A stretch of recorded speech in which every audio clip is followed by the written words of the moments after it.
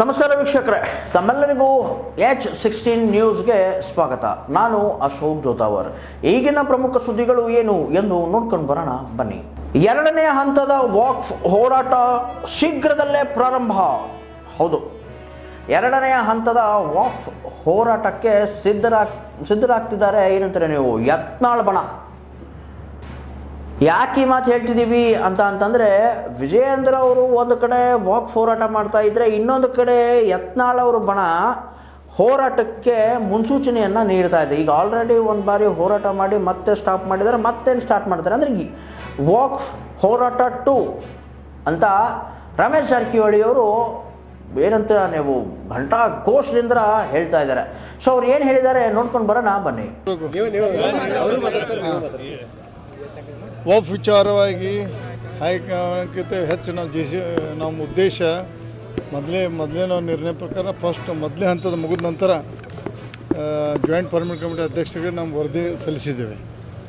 ವರದಿ ಸಲ್ಲಿಸಿ ಒಳ್ಳೆಯ ಒಂದು ಇಡೀ ದೇಶದಲ್ಲೇ ನಮ್ಮ ರಾಜ್ಯದಲ್ಲಿ ನಮ್ಮ ಟೀಮ್ ಆಗಿ ಕೆಲಸ ಮಾಡೋಕ್ಕೆ ಎಲ್ಲರೂ ಭಾಳಷ್ಟು ಶಬಾಷಿಗೆ ಕೊಟ್ಟರು.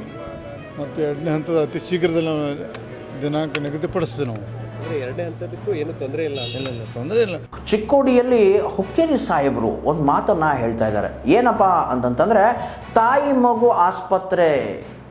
ಮಗು ಆಸ್ಪತ್ರೆ ಶೀಘ್ರದಲ್ಲೇ ಬರಲಿದೆ ಎಂದು.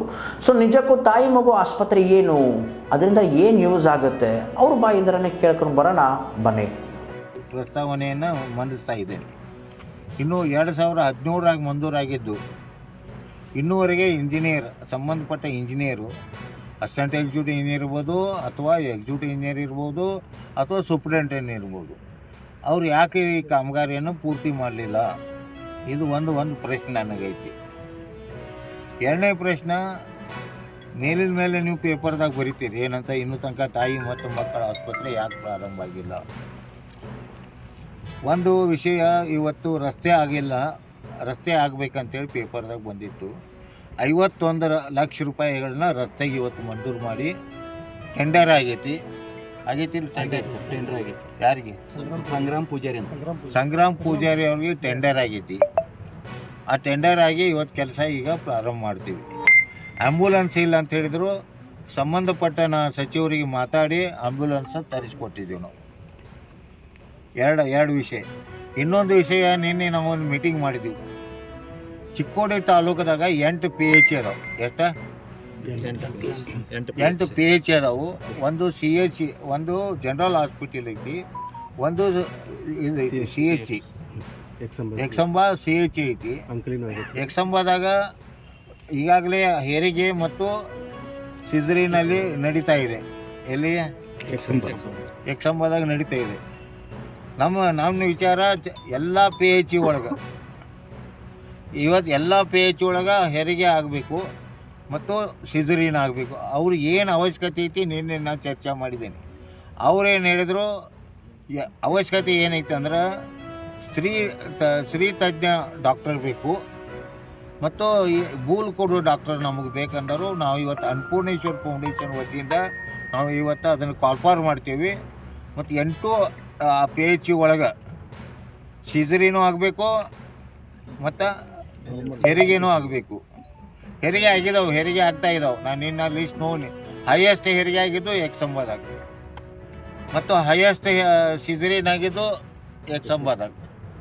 ಅದಾದ ನಂತರ ಬೇರೆ ಕಡೆ ಹೆರಿಗೆ ಆಗಿದ್ದಾವೆ, ಸಿಜರಿನ್ ಎಲ್ಲಿ ಆಗಿಲ್ಲ. ಯಾಕಂದ್ರೆ ಡಾಕ್ಟರ್ಗಳು ಏನು ಹೇಳಿದರು, ಬೂಲ್ ಕೊಡೋ ಡಾಕ್ಟರ್ ನಮ್ಮ ಕಡೆ ಇಲ್ಲ ಮತ್ತು ನಮ್ಗೆ ಆ್ಯಂಬುಲೆನ್ಸದ ವ್ಯವಸ್ಥೆ ಇಲ್ಲ, ಮತ್ತು ಮೂರನೇದು ಸ್ತ್ರೀ ತಜ್ಞ ಡಾಕ್ಟರ್ ನಮ್ಮ ಕಡೆ ಇಲ್ಲ ಅಂತ ಹೇಳಿದರು. ಆ ಮೂರನ್ನು ನಾವು ಇವತ್ತು ಅದನ್ನು ಪೂರ್ತಿಗೊಳಿಸ್ತೇವೆ. 8 PH ಪ್ರಾಥಮಿಕ ಆರೋಗ್ಯ ಕೇಂದ್ರದಲ್ಲಿ ಇನ್ನು ಮುಂದೆ ಅಲ್ಲೇ ಹೆರಿಗೆ ಆಗಬೇಕು, ಆ ಹಾಸ್ಪಿಟಲ್ದಾಗ ಹೆರಿಗೆ ಆಗಬೇಕು, ಸಿಜರಿನ್ ಆಗಬೇಕು ಅಂತ ಒಂದು ವ್ಯವಸ್ಥೆಯನ್ನು ನಾವು ಮಾಡ್ತೇವೆ ಇವತ್ತು. ಅದನ್ನು ನಾವು ಅನ್ನಪೂರ್ಣೇಶ್ವರ್ ಫೌಂಡೇಶನ್ ವತಿಯಿಂದ ನಾವು ಇವತ್ತು ಅದಕ್ಕೆ ನಿನ್ನೆ ಇದಕ್ಕೆ ಹುಬ್ಳಿಗೆ ಫೋನ್ ಮಾಡಿ, ಯಾರಿಗೆ ಡೈಮಂಡ್ ಇದಕ್ಕೆ ನಾವು ಡೈಮಂಡ್ದವ್ರಿಗೆ ಫೋನ್ ಮಾಡಿದಾಗ ಅವರು 4 ಕೋಟಿ 10 ಲಕ್ಷ ರೂಪಾಯಿ ಹೇಳಿದ್ರು. ಅಂತ ನಾ 4 ಕೋಟಿ 10 ಲಕ್ಷ ಇಲ್ಲ, ಮ್ಯಾಗಿನೂ 10 ಲಕ್ಷ ಬಿಡ್ರಿ. ಬೆಳಗಾವಿಯಲ್ಲಿ ಏನಂತೀರ ನೀವು, ವಾಹನ ಚಾಲಕರಿಗೆ ಪರ್ಮನೆಂಟ್ ನೌಕರಿ ಇಲ್ಲ, ಪರ್ಮನೆಂಟ್ ಅವ್ರನ್ನ ಮಾಡ್ಕೊಂಡೇ ಇಲ್ಲ. ಕಳೆದ 15-16 ವರ್ಷಗಳಿಂದ ಕೂಡ ವಾಹನಗಳನ್ನು ಚಲಾಯಿಸುವಂತಹ ಅಂದರೆ ಏನಂತಾರೆ ಪಾಲಿಕೆಯ ಗಾಡಿಗಳಿರ್ತಾವಲ್ಲ ಅವರನ್ನು ಓಡಿಸುವಂತಹ ಚಾಲಕರಿಗೆ ಇಲ್ಲಿವರೆಗೂ ಇದನ್ನಾಗಿಲ್ಲ. ಏನಂತೀರ ನೀವು, ಪರ್ಮನೆಂಟ್ ನೌಕರಿ ಸಿಕ್ಕಿಲ್ಲ. ಇನ್ನೂ ಆದರೂ ಅವರು ಗೊತ್ತಿಗೆ ಒಂದು ಇದ್ರ ಮೇಲೇ ಕೆಲಸ ಮಾಡ್ತಿದ್ದಾರೆ. ಸೊ ಇವ್ರಿಗೆ ಪರ್ಮನೆಂಟ್ ನೌಕರಿ ಸಿಗಬೇಕು ಅಂತ ನಮ್ಮದು ಕೂಡ ಆಶಯ. ಯಾಕಪ್ಪ ಅಂತಂದರೆ ಯಾರೇ ಆಗಲಿ ಏನೇ ಆಗಲಿ ಪರ್ಮನೆಂಟ್ ಇಲ್ಲಪ್ಪ ಅಂತಂತಂದರೆ ಒಂದು ಸ್ವಲ್ಪ ಏನೋ ಮನಸ್ಸಿಗೆ ನೋವಾಗುತ್ತೆ. ಮನಸ್ಸಿಗೆ ನೋವಾಗುತ್ತೆ. ಇಲ್ಲಪ್ಪ ಇವರು 15-16 ವರ್ಷಗಳಿಂದ ಪಾಲಿಕೆಯಲ್ಲಿ ಕೆಲಸ ಮಾಡ್ಕೊಂಡು ಬರ್ತಾ ಇದ್ದಾರೆ, ಬಟ್ ಆದರೂ ಕೂಡ ಇವ್ರಿಗೆ ಒಂದು ಫಿಕ್ಸ್ಡ್ ಸ್ಯಾಲ್ರಿ ಇಲ್ಲ, ಫಿಕ್ಸ್ಡ್ ನೌಕರಿ ಇಲ್ಲ ಅಂತಂತಂದರೆ ಕಷ್ಟ ಆಗುತ್ತೆ. ಸೊ ಇದಕ್ಕೆ ಏನಂತೀರ ವೀಕ್ಷಕರೇ, ಇವ್ರಿಗೆ ಫಿಕ್ಸ್ಡ್ ಆಗಿ ಒಂದೇನಂತೀರ ನೀವು ಜಾಬು ಅಪಾರ್ಚುನಿಟಿ ಸಿಗಬೇಕಾ ಸಿಗಬಾರ್ದ ಕಮೆಂಟ್ ಬಾಕ್ಸ್ನಲ್ಲಿ ಕಮೆಂಟ್ ಹಾಕಿ ವೀಕ್ಷಕರೇ. ಸೊ ಅದಕ್ಕಿಂತ ಮೊದಲು ಅವ್ರು ತಮ್ಮ ಅಳಲನ್ನು ಅಂದರೆ ನೋವನ್ನು ಹಂಚ್ಕೊಂಡಿದ್ದಾರೆ ಮೀಡಿಯಾದವ್ರ ಮುಂದೆ. ಸೊ ಅವ್ರು ಏನು ಹೇಳಿದ್ದಾರೆ ನೋಡ್ಕೊಂಡು ಬರೋಣ ಬನ್ನಿ. ಸರ್, ನಾವು ಕಳೆದ 15-20 ವರ್ಷಗಳಿಂದ ಮಹಾನಗರ ಪಾಲಿಕೆಯಲ್ಲಿ ಹೊರಗುತ್ತಿಗೆದಾರರಾಗಿ ಡ್ರೈವರ್ ಆಗಿ ಕೆಲಸ ಮಾಡಲಿರ್ತೀವಿ ರೀ. ಸೊ ಪೌರ ಕಾರ್ಮಿಕರನ್ನ ಹೇಗೆ ನೇರ ನೇಮಕಾತಿ ಮತ್ತು ಅವ್ರನ್ನ ಕೈಮಾತಿ ಹೇಗೆ ಮಾಡ್ತಿದ್ದಾರಲ್ಲ, ಸೊ ಅದೇ ರೀತಿ ನಾವು ಅದೇ ಒಂದು ಪಿಕೆದಲ್ಲಿ ನಾವು ಸಹ ಬರ್ತೀವಿ. ನಾವು ಸಹ ಕಸದಲ್ಲೇ ಕೆಲಸ ಮಾಡ್ತೀವಿ, ವಾಹನ ಚಾಲಕರು, ಕ್ಲೀನರ್ಸು. ಸೊ ದಯಮಾಡಿ ನಾವು ಸರ್ಕಾರಕ್ಕೆ ಮತ್ತು ಈ ಮಹಾನಗರ ಪಾಲಿಕೆ ಅಧಿಕಾರಿಗಳಿಗೆ ಮತ್ತು ಒಂದು ಆಡಳಿತಕ್ಕೆ ಹೇಳಲಿಕ್ಕೆ ಏನು ಇಷ್ಟಪಡ್ತೀನಿ ಅಂದರೆ, ನಮ್ಮನ್ನು ಸಹ ನೀವು ನೇರ ನೇಮಕಾತಿ ಮಾಡಂತೇಳಿ ಒಂದು ಮನವಿ ಕೊಡಲಿಕ್ಕೆ ನಾವಿಲ್ಲೆಲ್ಲರೂ ಕೂಡಿ ಬಂದಿದ್ದೀವಿ ರೀ ಇವತ್ತು. ಎಷ್ಟು ವರ್ಷ ಸರ್, ನಾವು 67 ಜನ ಇದೀವಿ ರೀ. ನಾವು ಎಲ್ಲ ಇನ್ನೂ ಡ್ಯೂಟಿ ಮೇಲೆ ಇದ್ದಾರೆ ಸರ್. ಇವು ಬರಾಕತ್ತಾರೆ ರೀ, ಒಂದು ಅಧಿವೇಶನ ಡ್ಯೂಟಿ ಇತ್ತಲ್ಲ ಅದ್ರ ಸಲುವಾಗಿ ನಾವು ಸುಮಾರು 20-25 ವರ್ಷ ಮಟ್ಟ ಇನ್ನೂ ಡ್ಯೂಟಿ ಮೇಲೆ ಅದಾರ ಸರ್. ಅಷ್ಟು ವರ್ಷದಿಂದ ನಾವು ಕೆಲಸ ಮಾಡಾಕತ್ತೀವಿ ರೀ. ಯಾರೂ ಆಗಿಲ್ಲ ಸರ್, ಇನ್ನೂವರೆಗೆ ನಮ್ಮ ಮೇಲೆ ಯಾರೂ ಗಮನ ಹರಿಸ್ತಾ ಇಲ್ಲ ರೀ. ಸೊ ಅದಕ್ಕಾಗಿ ನಾವು ಸರ್ಕಾರಕ್ಕೆ ಒಂದು ಗಮನಕ್ಕೆ ತರಬೇಕಂತೇಳಿ ಇವತ್ತು ಬಂದ ಕೇಸಲ್ಲಿ ಮನವಿ ಕೊಡ್ಲಿಕ್ಕೆ ರೀ. ಸರ್, ನನ್ನ ಹೆಸರು ವಿಶಾಲ್ ಎಂ ಚಲವಾದಿ ಅಂತೇಳಿ. ಬೆಳಗಾವಿಯಲ್ಲಿ ಸೂಪರ್ ಸ್ಪೆಷಾಲಿಟಿ ಆಸ್ಪತ್ರೆಯನ್ನು ಮಾಡಬೇಕು ಎಂದು ಆಮ್ ಆದ್ಮಿ ಪಾರ್ಟಿ ಒತ್ತಾಯಿಸ್ತಾ ಇದೆ. ಏನದು ನೋಡ್ಕೊಂಡು ಬರೋಣ ಬನ್ನಿ. ಬೆಳಗಾವಿ ಜಿಲ್ಲೆಯಲ್ಲಿ ಸೂಪರ್ ಸ್ಪೆಷಾಲಿಟಿ ಆಸ್ಪತ್ರೆಯನ್ನು ನಿರ್ಮಿಸುವಂತೆ ಅದನ್ನು ಏನಂತೀರ ನೀವು ಒಂದು ರೀತಿ ಡೆವಲಪ್ಮೆಂಟ್ ಮಾಡಬೇಕು ಅಂತ ಒತ್ತಾಯಿಸ್ತಾ ಇದ್ದಾರೆ ಆಮ್ ಆದ್ಮಿ ಪಕ್ಷದವರು. ಸೊ ನಿಜಕ್ಕೂ ಬೆಳಗಾವಿಯಲ್ಲಿ ಸೂಪರ್ ಸ್ಪೆಷಾಲಿಟಿ ಆಸ್ಪತ್ರೆ ಜಾರಿಗೆ ಬರುತ್ತಾ? ಸೂಪರ್ ಸ್ಪೆಷಾಲಿಟಿ ಆಸ್ಪತ್ರೆ ಬಂದರೆ ಇದರ ಏನಂತೀರ ನೀವು ಹಿರಿಮೆ ಯಾರಿಗೆ ಹೋಗುತ್ತೆ? ಆಮ್ ಆದ್ಮಿ ಪಕ್ಷಕ್ಕೆ ಹೋಗುತ್ತಾ, ಇಲ್ಲಪ್ಪ ಅಂತಂದರೆ ಕಾಂಗ್ರೆಸ್ ಸರ್ಕಾರಕ್ಕೆ ಹೋಗುತ್ತಾ? ಕಾಮೆಂಟ್ ಬಾಕ್ಸ್ನಲ್ಲಿ ಕಾಮೆಂಟ್ ಹಾಕಿ ವೀಕ್ಷಕರೇ.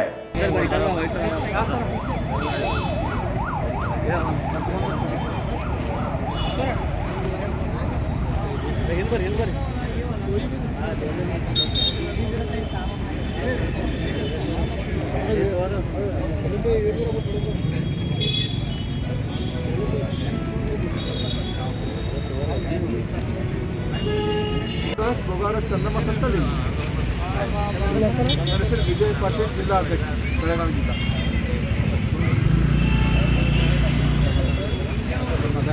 ಇದಾಗಿತ್ತು ಈವರೆಗಿನ ಪ್ರಮುಖ ಸುದ್ದಿಗಳು. ಇನ್ನಷ್ಟು ಸುದ್ದಿಗಳಿಗಾಗಿ ಸದಾ ಫಾಲೋ ಮಾಡ್ತಾ ಇರಿ H16 ನ್ಯೂಸ್. ಇದು ಸತ್ಯದ ಕೈಗನ್ನಡಿ.